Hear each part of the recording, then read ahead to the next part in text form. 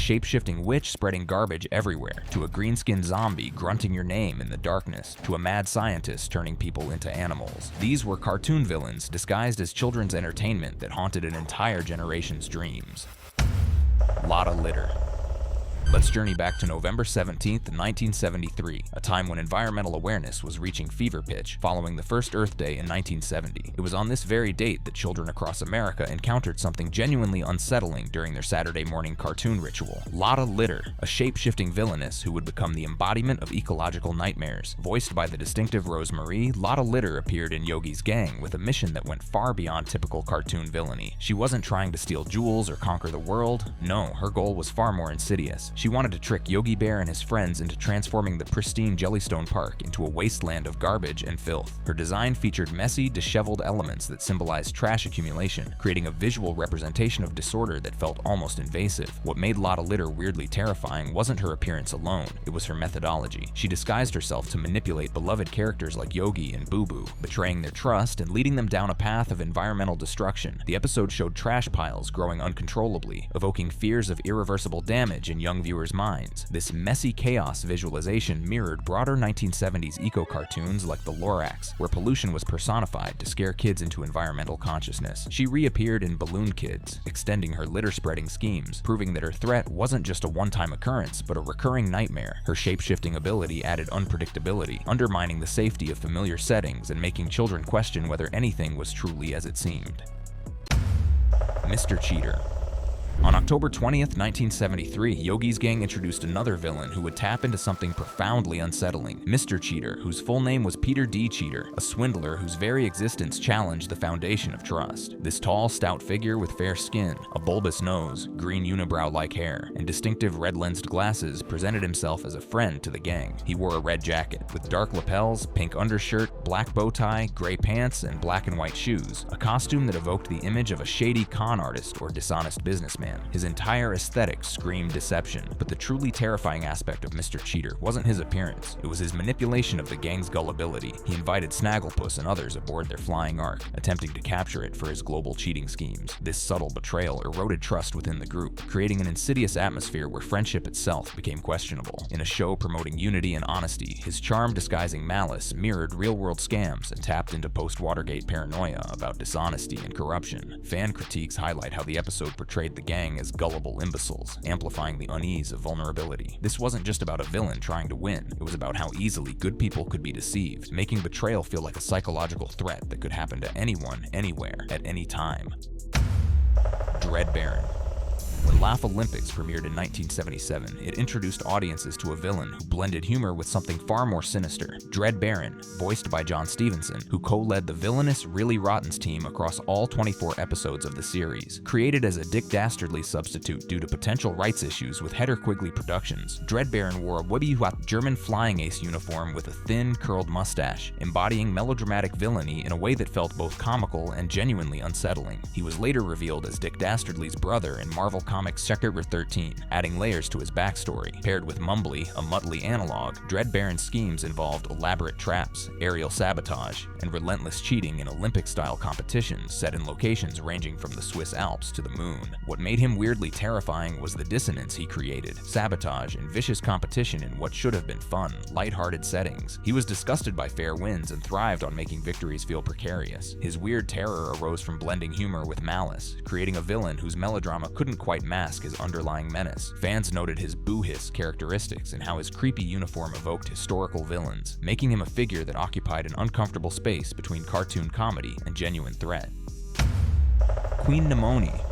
Queen Nemone, the tyrannical ruler of the City of Gold, renamed Xandor in the animated adaptation, represented a different kind of terror when she appeared in Filmation's Tarzan, Lord of the Jungle. Adapted from Edgar Rice Burroughs' 1931 novel Tarzan and the City of Gold, she embodied a chilling mixture of beauty, madness, and ruthless ambition. Appearing in 3 episodes across the series' run, Queen Nemone was depicted as a tall, elegant woman with long dark hair, pale skin, and sharp features that conveyed haughtiness and menace. She wore a flowing purple gown with red accents accents, a tiara, and jewelry evoking ancient Egyptian or Roman influences, reinforcing her archaic tyranny. What made Queen Nemone genuinely unsettling was her orchestration of gladiatorial fights reminiscent of ancient spectacles, introducing themes of mortality and control into Saturday morning programming. In Tarzan and the City of Gold, September 11, 1976, she imprisoned Tarzan and Phobeg, forcing them into arena battles. Her calm oversight of these violent spectacles added psychological terror, treating lives as entertainment, often accompanied by her fierce pet lion Belthar. She exuded authority that felt simultaneously regal and dangerous. Voiced by Joan Gerber in her first two appearances and Hedy Lynn Hertz in her third, her commanding and seductive tone shifted to something more mystical, adding variety to her menace. In Tarzan and the Soul Stealer, October 13, 1979, she delved into sorcery, transforming Phobeg into a lion, amplifying dread through supernatural violations of natural order. Bergkatze. Science ninja team Gatchaman introduced Western audiences, through various adaptations, to Bergkatze, a villain whose complexity and unsettling nature went far beyond typical cartoon antagonists. As the second in command of the terrorist organization Galactor under the alien entity Leader X, Katze represented something genuinely disturbing: identity itself as a weapon. Born as a fusion of fraternal twins approximately 30 years before the series, Katze was a genetically engineered mutant capable of gender shifting, involuntarily at first during childhood, then mastering the ability as an adult. This instability led to family breakdown. At age 5, the first shift from female to male prompted the parents' divorce, with the father abandoning them due to societal stigma. Visually, Katze's default masculine form featured a purple bodysuit, with matching mask-bearing bat-like ears, a long purple cape with red lining, red gloves, and boots, creating an image that was both theatrical and genuinely menacing. The mask concealed an androgynous face with large lips, long dark blonde hair, and grayish-blue eyes, revealed in episode 102. What made Bergkatze weirdly terrifying was the fluid identity that created an uncanny valley effect, making alliances feel unreliable and identities questionable. This gender-shifting ability enabled masterful disguises and infiltration, fooling even advanced technology. Paired with volatile mood swings and merciless tactics, Katze became a symbol of psychological horror, someone whose very existence challenged fundamental assumptions about identity and stability. Ming the Merciless.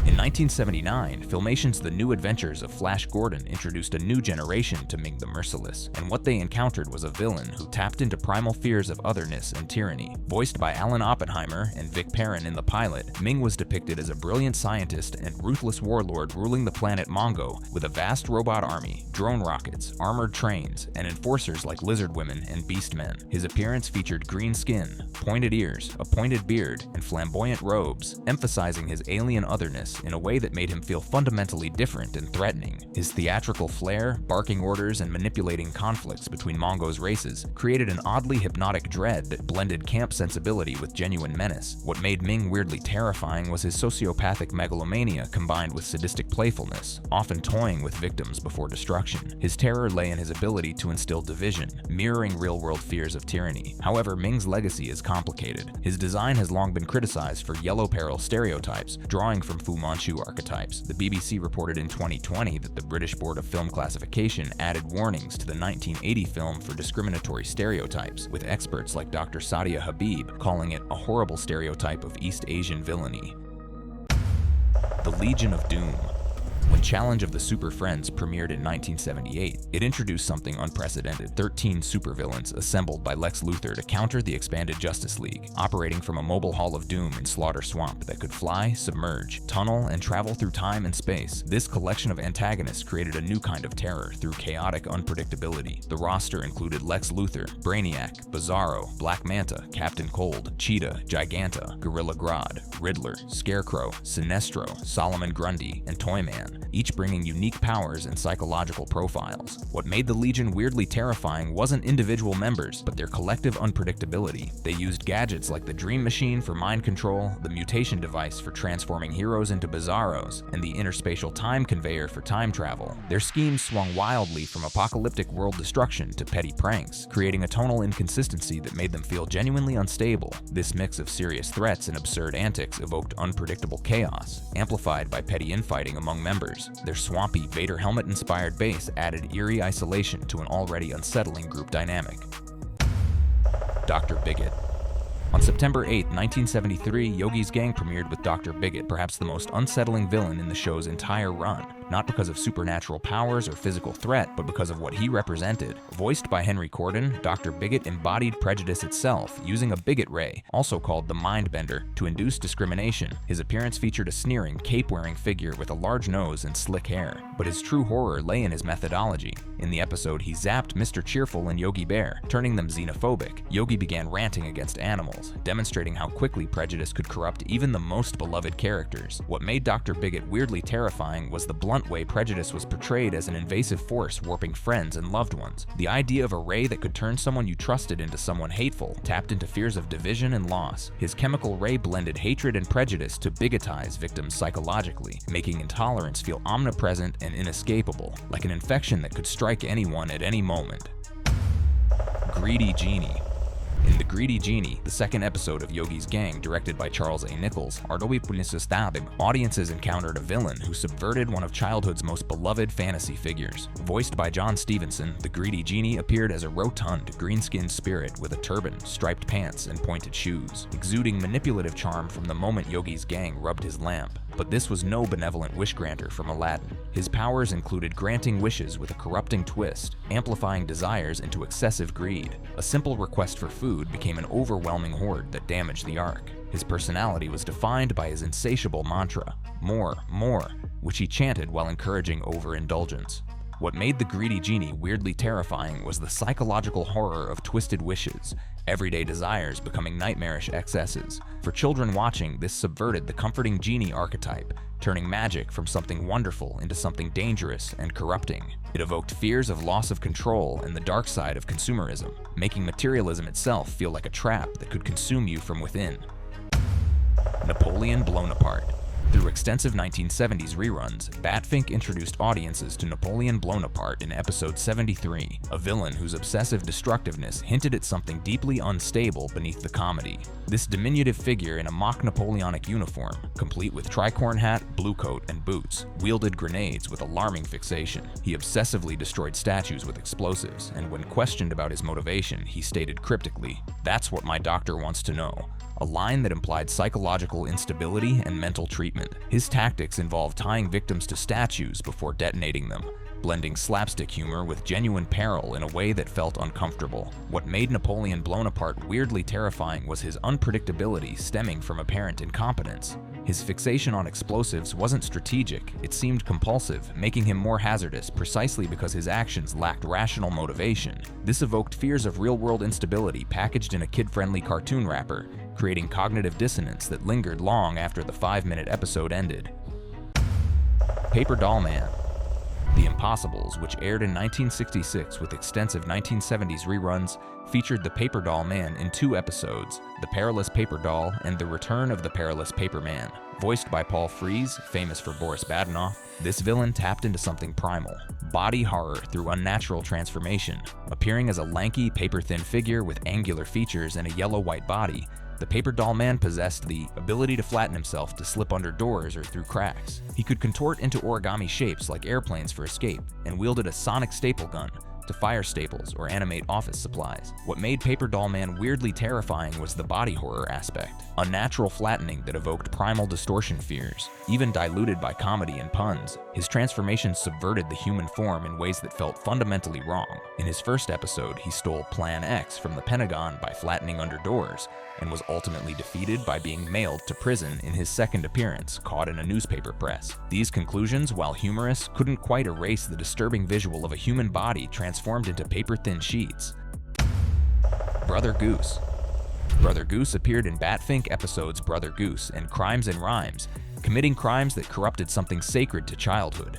Nursery Rhymes. This plump, yellow-skinned figure in a brown trench coat and hat turned innocent bedtime stories into criminal blueprints. He committed jewelry heists themed around nursery rhymes, leaving taunting clues such as using "Mary had a little lamb" to distract or "Jack be nimble" for agile escapes. His crimes involved rhyme-based distractions and gadgets tied to tales, like explosive eggs or web-like threads from Little Miss Muffet. What made Brother Goose weirdly terrifying was how he corrupted childhood familiarity.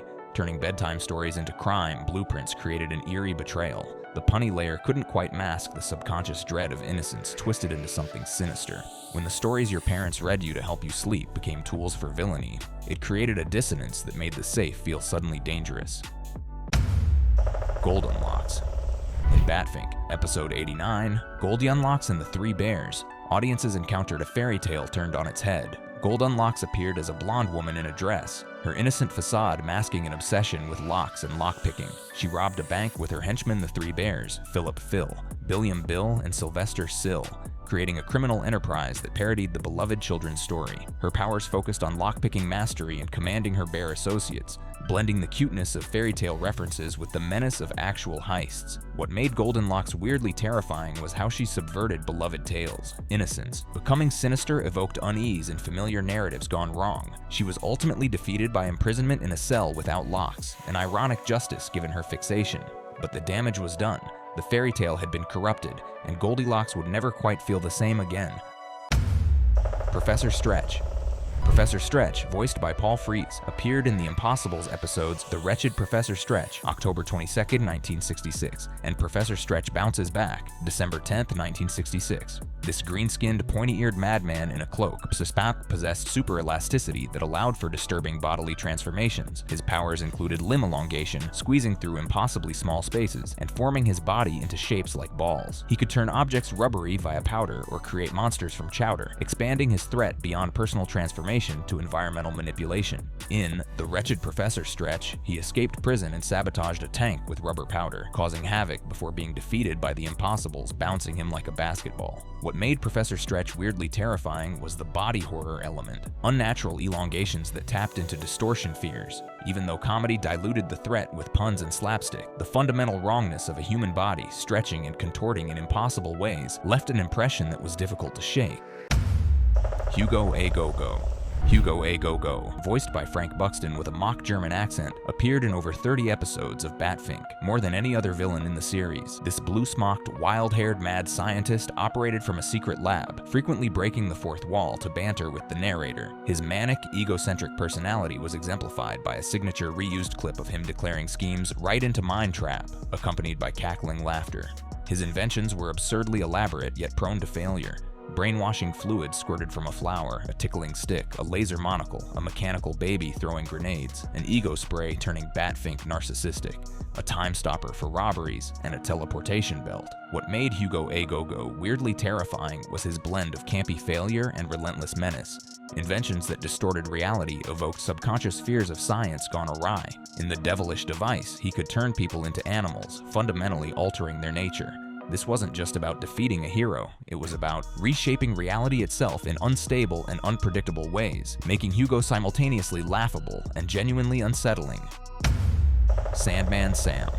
In Batfink Episode 61, Sandman Sam appeared as a one-off villain who corrupted another comforting childhood figure. This criminal leveraged a folklore-inspired gimmick, slumber sand, that induced instant sleep, allowing him to rob stores while victims lay unconscious and helpless. His power even disrupted Batfink's beep radar, turning it to zzzz, forcing the hero to rely on wits rather than technology. In the episode, Sam committed citywide robberies with his sand, creating vulnerability by stripping awareness, ultimately resolved when Batfink and Karate outmaneuvered him. What made Sandman Sam weirdly terrifying was how he subverted the gentle Sandman myth into an invasive predator. The Sandman was supposed to bring peaceful dreams. Instead, Sam's version brought forced helplessness and victimization. It evoked fears of vulnerability and the idea of being attacked while completely defenseless, transforming sleep from a refuge into a liability.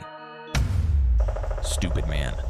Featured in Batfink Episode 28, Stupid Man was a dim-witted Superman spoof who demonstrated how incompetence could become its own form of terror. This incredibly dumb figure in a crude superhero costume stole items like a $2 million scimitar, or the Maharaja's jewel-studded turban, using tools like a wooden club, foolish choices that somehow succeeded. The twist was his relation as the police chief's brother-in-law, rendering law enforcement powerless and forcing Batfink to intervene. His power wasn't strength or strategy, but unintentional luck from clumsiness, making his next move completely unpredictable. What made Stupid Man weirdly terrifying was how incompetence bred hazardous randomness, satirizing superhero invulnerability. When someone so incompetent kept succeeding through pure accident, it created an unsettling world where logic didn't apply, and danger could come from the most unexpected, idiotic sources. His defeats came via Batfink's cleverness, but the fundamental unpredictability made him more unsettling than many smarter villains. Benita Bazaar.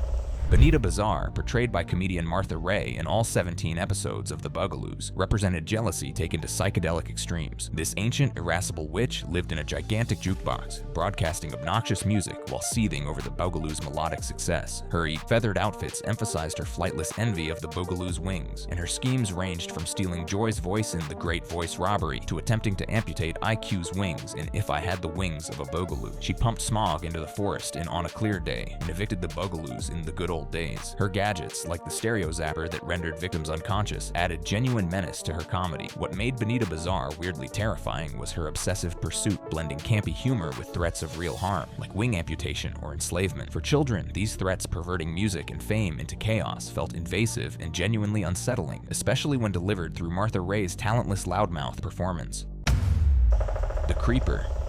When Jeepers, It's the Creeper aired on September 26, 1970, it introduced what many consider one of Scooby-Doo's scariest villains. The Creeper appeared as a green-skinned zombie with a hunchback, dark red hair, yellow sclera, and a lopsided face, wearing a dark green trench coat resembling Frankenstein's monster or Rondo Hatton's Creeper from House of Horrors. The plot involved Mystery Inc. finding an injured bank guard who gave them a blank paper before passing out. At a barn dance, the Creeper disrupted events, demanding paper while chasing the gang through rural settings. Eventually revealed as Mr. Carswell, the bank president robbing his own bank, the Creeper's disguise was designed to silence witnesses. What made the Creeper weirdly terrifying was its relentless pursuit. Physical violence and horror tropes like emerging from darkness, then amplified by rural isolation. It demonstrated immense strength, felling trees and attacking guards, making it feel genuinely dangerous. This villain inspired the 1971 computer virus called Creeper and continues inspiring fan art and media references, cementing its status as an icon of cartoon horror. Dr. Lo Hasatodo. Jabberjaw premiered on September 11, 1976 with Dr. Lo Has Got to Go, introducing an evil underwater mastermind threatening cities with his inventions. Set in a futuristic underwater world, the show featured Jabberjaw, a talking shark voiced by Frank Welker, drumming in the band The Neptunes. Dr. Lo developed a growth ray to enlarge sea creatures and mechanical monsters for conquest, endangering underwater civilizations. The Neptunes thwarted his plans involving high-speed chases and battles with enlarged threats, but the damage to young psyches may have already been done. What made Dr. Lo Hasatodo weirdly terrifying was his hubris in tampering with nature, evoking fears of uncontrollable science in an oceanic setting. Coming in the wake of Jaws, this underwater threat tapped into pre-existing aquatic anxieties. His eccentric volatility added comic yet unsettling unpredictability, making him a one-episode villain who nonetheless left an impression of underwater chaos and scientific madness run amok. Zoltar.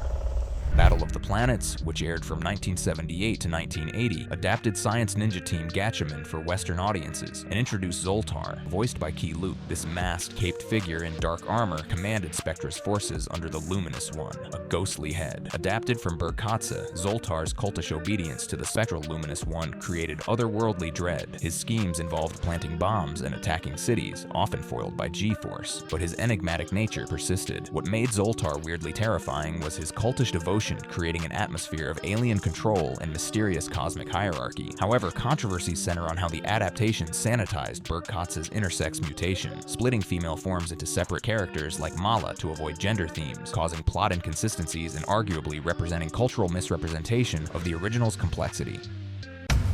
Commodore Phineas P. Fibber. When Yogi's Gang aired its fourth episode on October 6, 1973, children encountered a villain who embodied something particularly insidious, the corruption of truth itself. Commodore Phineas P. Fibber represented deception in its purest form, a character whose very existence was built upon layers of falsehood that made reality itself feel unstable and unreliable. This villain appeared as a naval officer-styled figure, complete with Commodore's uniform that suggested authority and respectability, the perfect disguise for someone whose every word dripped with dishonesty. His schemes involved weaving elaborate webs of lies that ensnared the honest members of Yogi's crew, exploiting their trusting nature to create chaos through misinformation. What made Commodore Fibber weirdly terrifying was the philosophical horror he represented. In a world where lies were indistinguishable from truth, how could anyone trust their own perceptions? For children watching, this created an unsettling cognitive dissonance. If a respectable-looking authority figure could be completely dishonest, then who could be trusted? His vice of constant lying reflected the post-Watergate era's growing skepticism toward authority figures, making him not just a cartoon villain, but a symbol of institutional betrayal. The episode's resolution, where truth ultimately prevailed through the gang's persistence and moral clarity, offered reassurance. But the damage was done. Commodore Fibber had planted seeds of doubt about the nature of truth itself, making him a villain whose impact extended far beyond his single-episode appearance. Gossipy Witch of the West.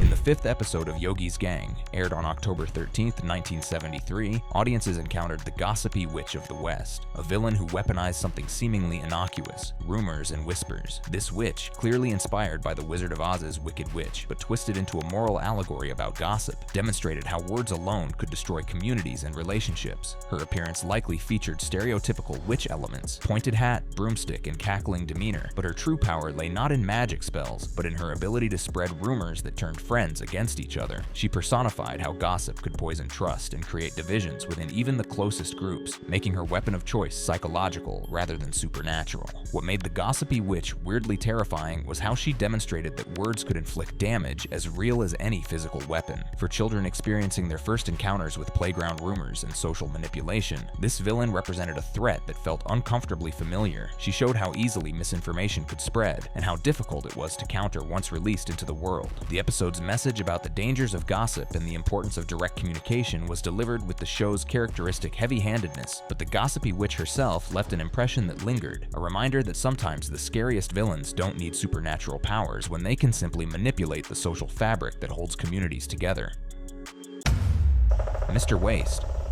As Yogi's Gang continued its moralistic crusade through the 1973 season, Mr. Waste emerged as another environmental villain, but one whose threat operated differently from Lotta Litter's chaotic mess-making. Mr. Waste embodied wastefulness and the careless squandering of precious resources, making him a villain whose villainy lay in thoughtless consumption rather than active pollution. This antagonist's design and schemes focused on encouraging overconsumption and the disposal of perfectly good items, promoting a throwaway culture that mirrored growing 1970s concerns about resource depletion and consumer excess. Unlike villains with grandiose plans for world domination, Mr. Waste's threat was more insidious. He made waste seem normal, acceptable, even desirable. What made Mr. Waste weirdly terrifying was how he represented the banality of environmental destruction. He wasn't a cackling madman or a power-hungry tyrant. He was simply someone who didn't think about consequences, making him perhaps the most realistic villain in the entire Yogi's Gang roster. For children watching in an era of increasing environmental awareness following the 1970 Earth Day movement, Mr. Waste served as an uncomfortable mirror reflecting behaviors they might recognize in their own families and communities. His pollution schemes and promotion of wastefulness created an atmosphere of normalized destruction, suggesting that the greatest environmental threats might not come from supervillains, but from ordinary people making thoughtless choices every single day. This mundane horror, the idea that we could all become Mr. Waste through simple carelessness, made him uniquely unsettling in ways more fantastical villains could never achieve.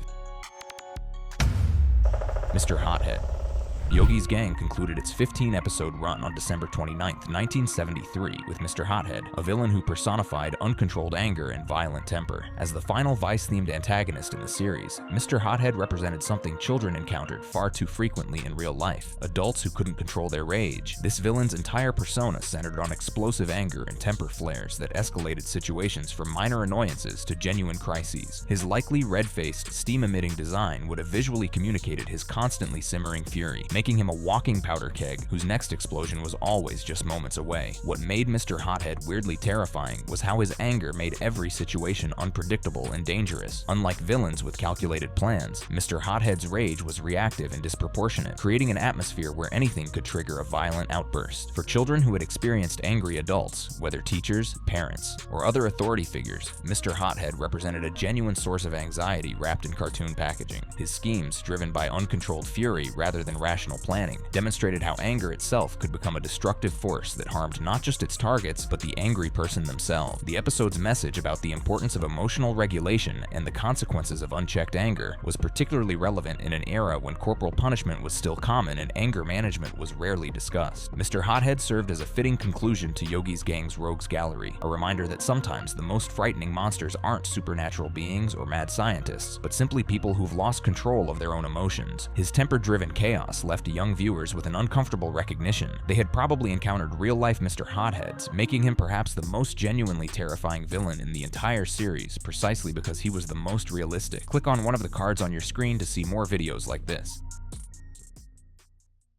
Then there was Fat Albert and the Cosby Kids, a show that swung between sweet moral lessons and surprisingly heavy, uncomfortable themes. You thought it was about goofy fun in the junkyard, but the stories dug into addiction, bullying, violence, and things you probably didn't fully grasp. Some episodes leaned into gritty realism in a way that felt overwhelming for the age group watching. The sensory part you probably forgot was how quiet your living room became during certain scenes. The sound of the TV humming, the tension in the characters' voices, the uneasy feeling that something serious was happening on screen. Kids weren't used to that level of social commentary, and looking back now, the choice to present these stories through exaggerated caricatures and broad comedy sometimes makes the show feel tonally confused. Did you ever catch yourself feeling uneasy without knowing why? You might also remember The New Adventures of Gilligan, a show meant to teach basic morals through tropical misadventures. On paper, it sounded simple, stranded characters learning lessons. In reality, the show often crossed into weirdly condescending territory. The lesson of the week endings were pushed so hard that they started feeling unnatural. Sensory-wise, you can probably still hear Gilligan's voice, high, nervous, stuttering through moral conclusions like he was talking to toddlers instead of children who already understood right from wrong. And some episodes carried undertones that feel questionable now, including exaggerated portrayals of indigenous cultures that were presented as educational but read today as insensitive caricatures. When you look back, do you remember how the island setting sometimes felt more unsettling than funny? And then there was The Roman Holidays, a Hanna-Barbera take on ancient Rome delivered like a sitcom. You watched it thinking you were learning about history, but the show had almost nothing to do with actual Roman culture. Instead, it blended slapstick humor with odd references that felt stranger the older you got. The sensory flavor of this show was its pastel color palette mixed with the clanking of faux Roman machines that looked suspiciously like modern technology. But its attempt to teach through parody made the lessons confusing. Some scenes included outfits, jokes, or set pieces that felt surprisingly suggestive for something intended to be family-friendly. Do you remember thinking the whole show felt like the Flintstones wearing a toga? And who could forget C-Lab 2020?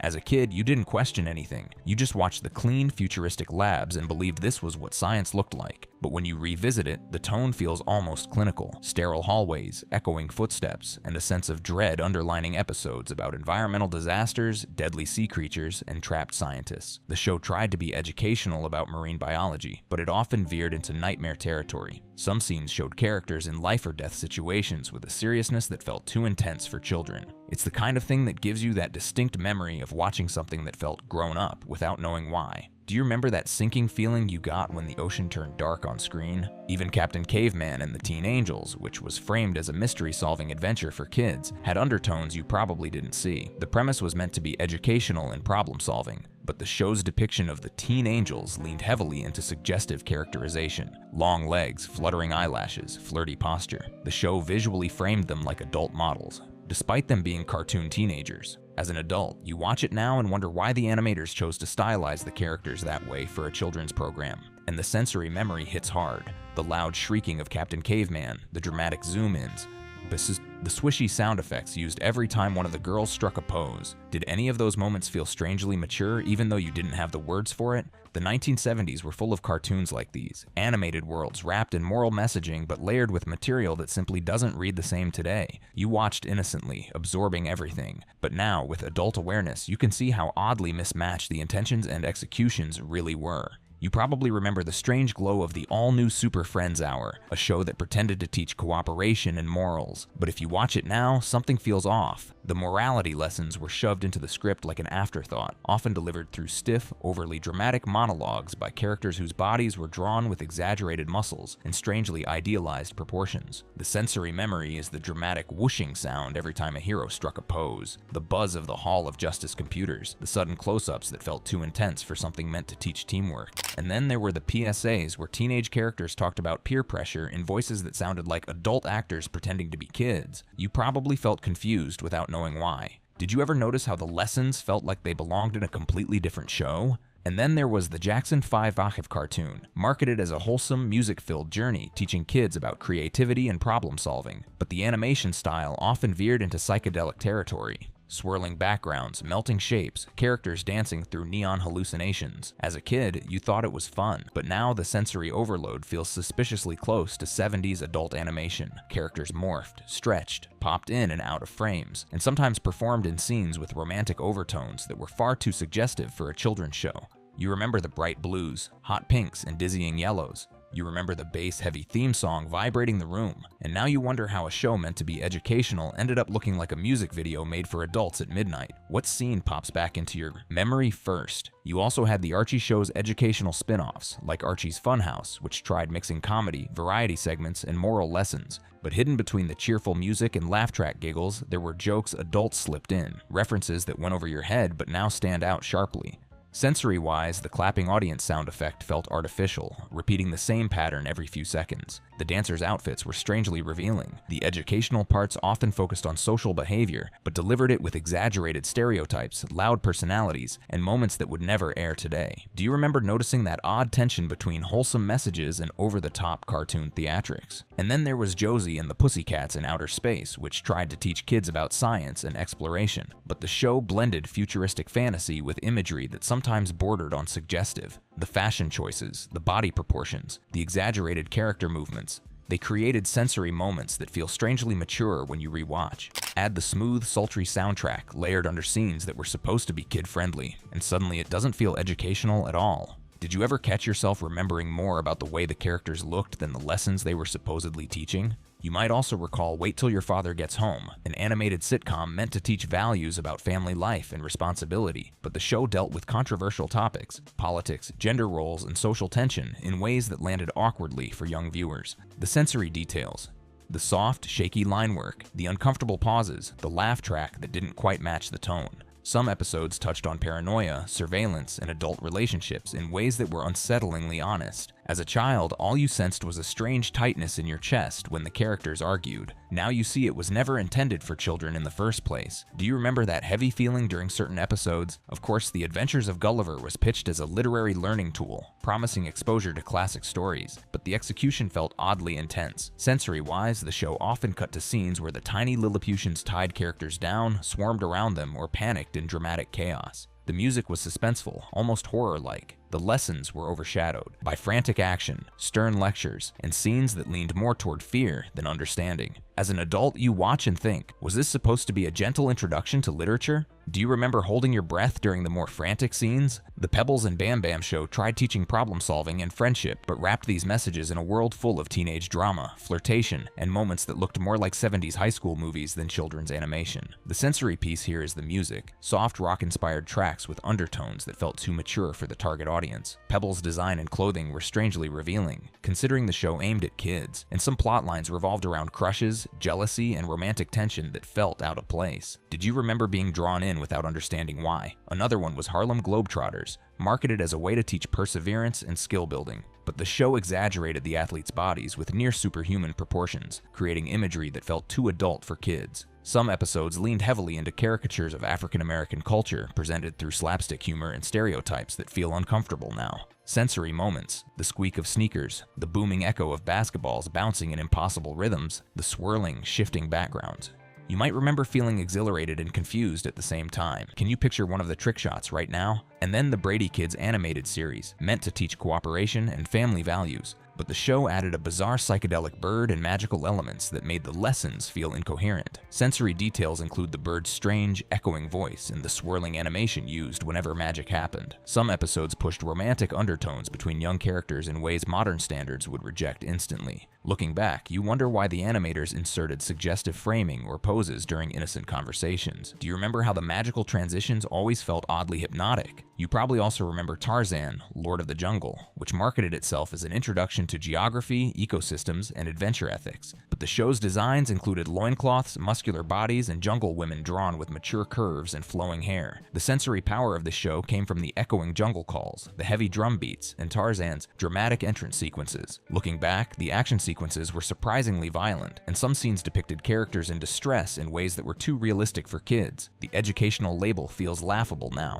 What moment comes to mind first? And who could forget Speed Buggy, which taught teamwork and responsibility but slipped in suggestive jokes and visual gags that clearly weren't for children. Sensory-wise, the engine revs, the rumbling of tires, and the way the car vibrated during conversations created an odd physical sensation even through the screen. Some character designs leaned too far into flirtatious territory, betraying the show's educational facade. Do you remember feeling like the car had more personality than the humans? Even Star Trek, the animated series, supposedly educational about science and ethics, had moments that skirted weirdly close to adult themes. Alien designs were sometimes strangely sensual, Body movements were exaggerated. Some plots dealt with death, existentialism, and psychological fear. The sensory detail you might still remember is the eerie hum of the ship combined with the flat, haunting animation style. It felt quiet, dark, and mature. Did you ever feel like you were sneaking into grown-up TV even though it aired in the daytime? These shows all carried the same strange charm, lessons you were meant to learn, wrapped in imagery you weren't meant to interpret. It's only when you revisit them that you realize just how many layers of adult intention were hiding behind bright colors, cheerful jingles, and Saturday morning innocence. You might also remember the new Scooby-Doo movies, which you were told would teach problem-solving and critical thinking.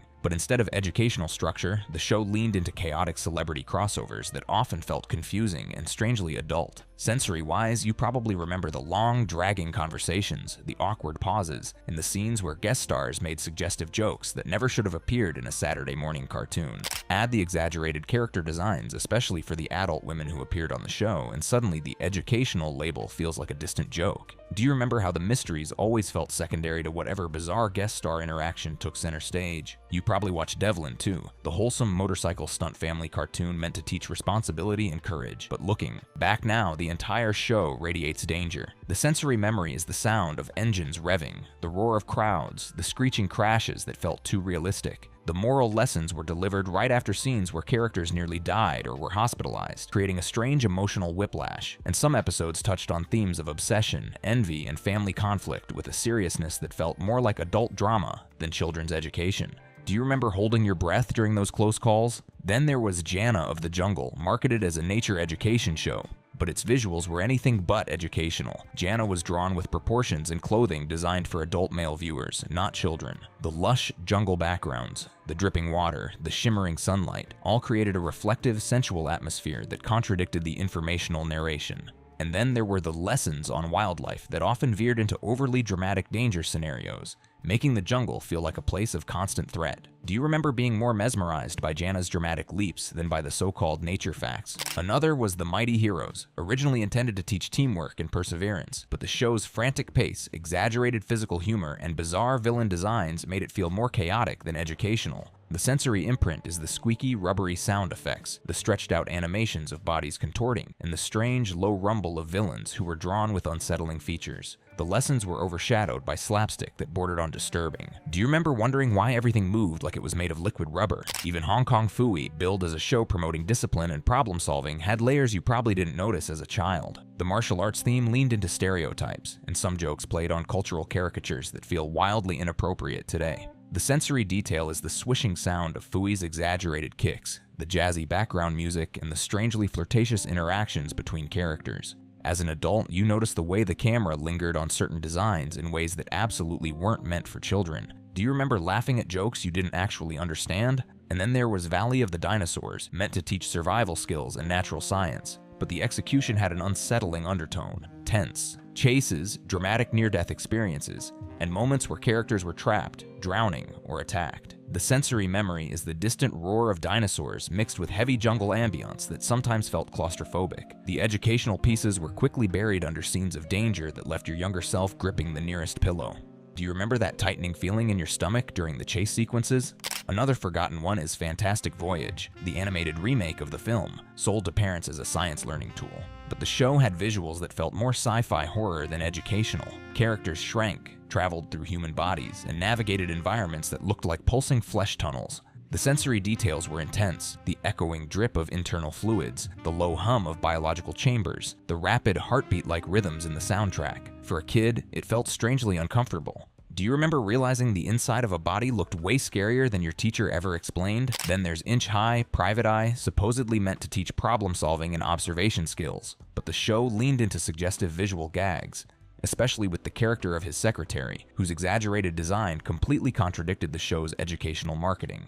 Sensory moments include bright neon backgrounds, dramatic music stings, and the rapid zoom-ins on characters' faces that created tension rather than clarity. Looking back, you wonder why the animators mixed mystery solving with adult visual humor. Do you remember noticing scenes that didn't feel quite kid enough? And who could forget The Funky Phantom, which tried to merge history lessons with spooky comedy? But the show featured a ghost who acted more like a drunk uncle at a family reunion than a historical figure. Sensory memories include the hollow, echoing laughter of the phantom, the dimly lit scenes tinted in purples and blues, and the eerie sound effects used far too often. The educational history component was barely present, and the show's depiction of Revolutionary War figures sometimes dipped into uncomfortable caricature. Did you ever feel creeped out by the Phantom even though he was supposed to be funny? The same goes for Butch Cassidy and the Sundance Kids, pitched as a show teaching teamwork and problem solving, but half the episodes included romantic tension, high-speed chases, and characters drawn with overtly adult styling. Sensory details include the sugary pop music soundtrack, the shimmering stage lights, and the animator's habit of spotlighting characters in dramatic close-ups that felt theatrical rather than educational. As an adult, you can't miss how much of the show's vibe borrowed from adult pop culture. Do you remember humming the theme song long after the episode ended? And then there was Mumbly, intended to teach kids about crime solving, but it quickly slipped into a tone that felt more like a parody of adult detective dramas. The sensory memory is the raspy mumbling voice that made Mumbly sound like a chain smoker, combined with dark cityscapes, dimly lit alleys, and scenes where criminals behaved like exaggerated versions of real-world crooks. Kids weren't prepared for the noir-like tension. Do you remember feeling oddly serious when this show came on? You might also recall Goober and the Ghost Chasers, which was supposed to teach bravery and logical thinking, but the show leaned heavily into supernatural imagery that bordered on horror. Sensory moments include the booming ghostly sound effects, the green flickering lights, and the way Goober would turn invisible in a way that looked more disturbing than funny. Some episodes even featured ghosts with exaggerated designs that feel too grotesque for children. Do you remember hiding behind the couch during the scariest moments? Even Return to the Planet of the Apes, which aimed to teach political themes and social awareness, spiraled into heavy topics like oppression, authoritarianism, and rebellion. Sensory-wise, the animation style was stiff, the color palette dark, and the apes' faces were drawn with unsettlingly realistic expressions. Scenes often lingered too long on violence or despair. The lessons were lost under mature themes, delivered in a format children weren't ready for. Do you remember feeling like you were watching something meant for adults? All these shows delivered moments that stuck to your memory not because of the education they promised, but because of how unexpectedly mature, intense, or suggestive they were. You watched them with innocent eyes, absorbing every detail without realizing the contradictions that now stand out so sharply.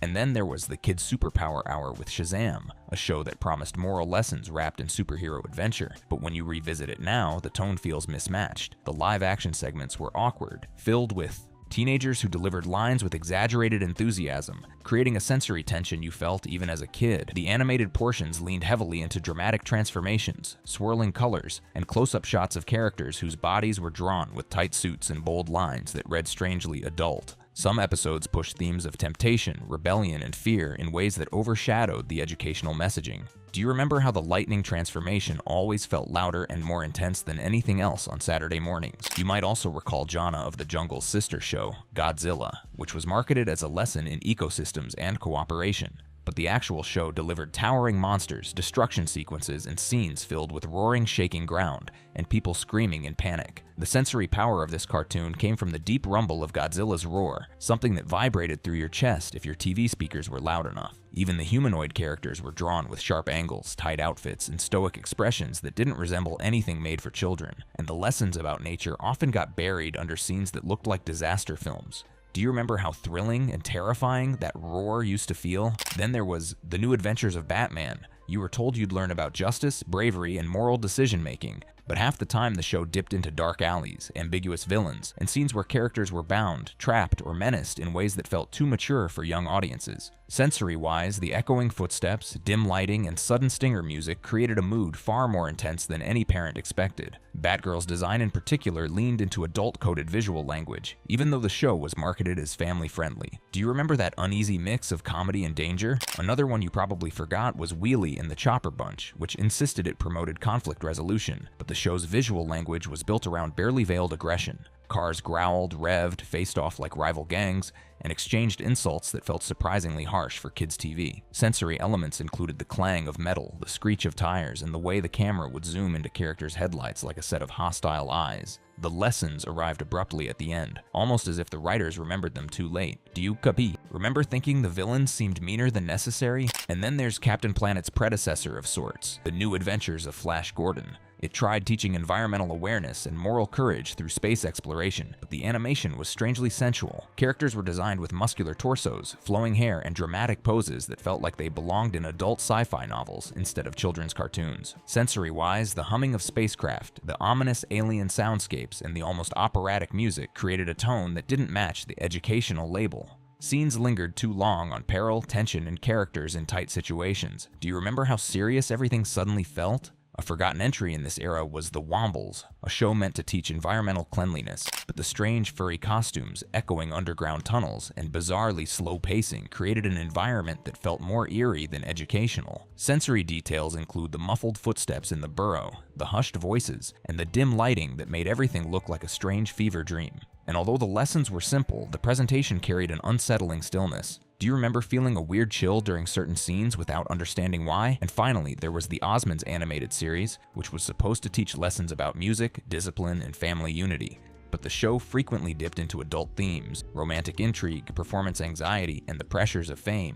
Sensory-wise, you can still remember the glittery stage lights, the gyrating dance moves, and the wardrobes that looked more like Vegas costumes than children's animation. Some scenes used framing and movements that made the characters appear far older and more mature than their target audience. Do you remember how the music felt more like a teenage crush than a childhood cartoon? All these shows came wrapped in the bright optimism of the 1970s, a decade that believed cartoons could educate children if they just threw in a moral at the end and sprinkled some narration over the chaos. You watched with innocent eyes, taking in the colors, the sounds, and the shapes without understanding the deeper layers embedded inside them. You didn't notice the suggestive character designs, the mature themes, the near-horror atmosphere, or the subtle adult humor, but your body did. The uneasy flutter in your stomach, the way your shoulders tensed, or that sensation that something on screen felt too big or too grown for you. That was your mind picking up on all the contradictions beneath the surface. And now, revisiting these shows as an adult is like unlocking a secret room inside your own memory. You finally see the strangeness, the intensity, the inappropriateness hiding within the cartoons that were packaged as wholesome learning tools. You can smell the old living room carpet, hear the click of the TV knobs, feel the glow of the screen on your face, but the innocence is gone. You're looking at the past with new eyes, and everything you missed is suddenly vividly clear. What's fascinating is how these cartoons shaped you anyway. Despite the questionable moments, strange undertones, and adult-focused design choices, they threaded themselves into your childhood. They became part of your internal landscape, your memories, your creative impulses, your sense of humor, your fears. You didn't choose them. They simply arrived every Saturday morning, animated lessons hiding inside neon chaos. And maybe that's why nostalgia feels so powerful. You're not just remembering the cartoons, you're remembering the moments around them, the cereal bowl in your lap, the hum of the TV warming up, the dusty sunlight streaking through the curtains, the feeling of being small in a world that felt huge and strange. These shows didn't always teach what they promised, but they left fingerprints on your imagination that never faded. You know what's strange? The more you think back on these so-called educational cartoons, the more you realize how carefully they wrapped their oddities in bright colors and cheerful music. It's like the 1970s were trying to smuggle the entire adult world into your childhood through animation, hoping you wouldn't notice, trusting that the moral at the end would cover everything up. But your memory didn't forget. It stored every sound, every expression, every uneasy feeling that you didn't have words for yet. Take Laugh Olympics, for example. It was branded as a globe-trotting educational competition where you'd learn about different regions of the world through fun races, but the show's geography was barely accurate. The characters were drawn with wildly exaggerated features, and some of the cultural representations now feel shockingly inappropriate. Sensory-wise, you probably remember the overly intense announcer voice echoing over scenes, the bam slapstick violence that contradicted the supposed educational theme, and the cartoon women who were, once again, drawn with adult-coded body language. You didn't understand any of this then, but now you can feel the clash between the show's lessons and its execution. Do you remember how the maps always looked like they belonged in a comic book instead of a classroom? And then there was the Banana Splits reruns, which adults insisted were fun and harmless. But hidden inside the goofy costumes and catchy jingles were surprisingly chaotic segments that felt strange even to a child. Sensory details, the quick, dizzying cuts between live action and animation, the carnival-like music that sometimes edged into unsettling territory, and the strange metallic clanging that accompanied every movement of those oversized characters. Some sketches bordered on surrealism.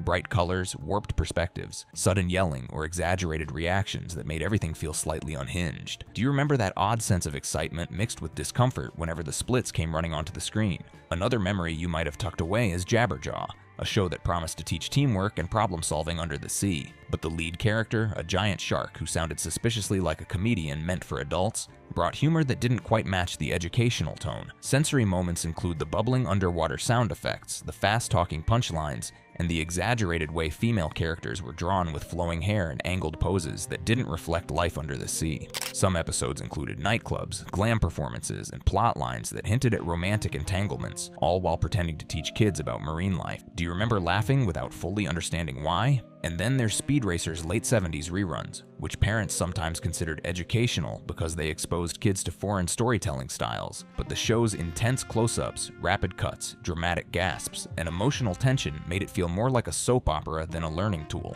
Sensory-wise, the loud tire screeches, the explosive crashes, the sweat lines drawn on characters' faces, everything pushed your young heart into overdrive. And then there were the character designs, drawn with sharp, angled features and emotional expressions that felt far more mature than the intended audience. Did you ever feel exhausted after an episode, without knowing why? Let's not forget the Pink Panther show, too. Adults told themselves it was harmless, maybe even intellectual because of its silent comedy format, but you probably remember how strangely hypnotic it felt. The soft jazz music slinking through every scene, the slow, deliberate pacing, and the smooth, almost sensual movements of the panther as he strutted across the frame. Some episodes included jokes or situations clearly meant for adults slipped in, under the guise of sophisticated humor. Even the visual style, with its minimalist design and bold, deliberate framing, carried an artistic flair that children subconsciously interpreted as grown-up.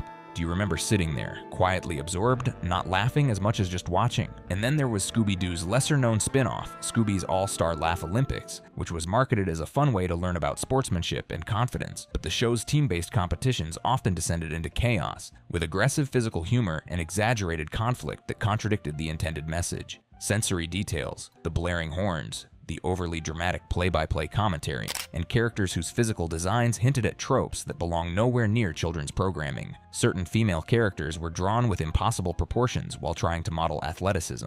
Did you ever notice how the show felt more like a parody of competition than a lesson in sports? Another example is the Groovy Ghoulies, which adults claim taught kids about friendship and acceptance. But looking at it now, the entire show feels like a rock and roll Halloween party made for teenagers. Sensory-wise, you probably remember the pounding guitar riffs, the dim saturated color palettes, and the characters moving with a swagger that felt more like a music video than a cartoon. Some of the humor had dark undertones,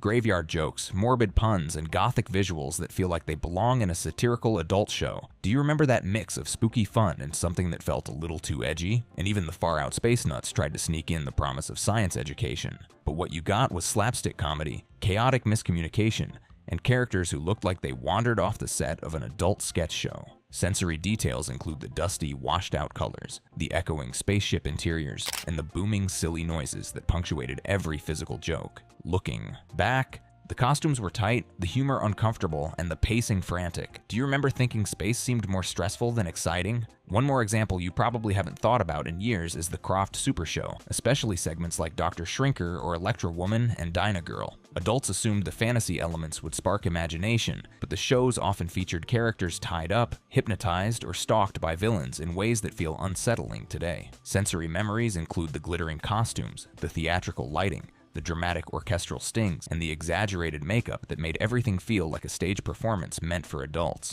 The educational veneer barely covered themes of danger and adult-coded heroism. Do you remember feeling your heart pound during the more intense moments? What all these shows reveal is how the 1970s blurred the line between education and entertainment, sometimes deliberately, sometimes accidentally. The people making these cartoons combined Saturday morning innocence with late-night sensibilities, layering subtle adult influences into stories that were supposed to teach kids about honesty, teamwork, or bravery. And because you were young, you absorbed it all without filtering. Your memory stored the colors, the sounds, the hidden intensity, the strange jokes, the vaguely inappropriate character designs, and the unsettling emotional energy that now makes so much sense in hindsight. That's the real beauty of nostalgia, isn't it? You're not just remembering the shows, you're remembering the version of yourself who watched them. The small you who sat close to the screen. The you who didn't question why the cartoon teacher had such dramatic eyelashes, or why the moral lesson arrived right after a scene that felt too mature, or why you felt a strange twist in your stomach during specific episodes. You grew up in an era where animated education was a wild experiment. Sometimes it worked, sometimes it didn't, and sometimes it accidentally introduced entire generations to themes they weren't meant to process yet. But somehow, that mixture of innocence and intensity shaped you anyway. It became part of your internal landscape, the quiet archive of childhood moments that surface whenever you see a clip, hear an old theme song, or remember the way morning sunlight hit the TV screen. So now I want to hear from you. When you look back at these cartoons, with your adult eyes and child memories intertwined, which one stands out as the most surprising now? Which one felt different when you revisited it? And which one left a mark you didn't fully understand until years later? Share your answer in the comments. And if this journey into the strange, bright, unfiltered world of 1970s educational cartoons unlocked a memory you didn't even realize you still had, make sure to like the video and subscribe, because there are so many more forgotten corners of your past waiting to be explored, and I'm here to help you find every one of them.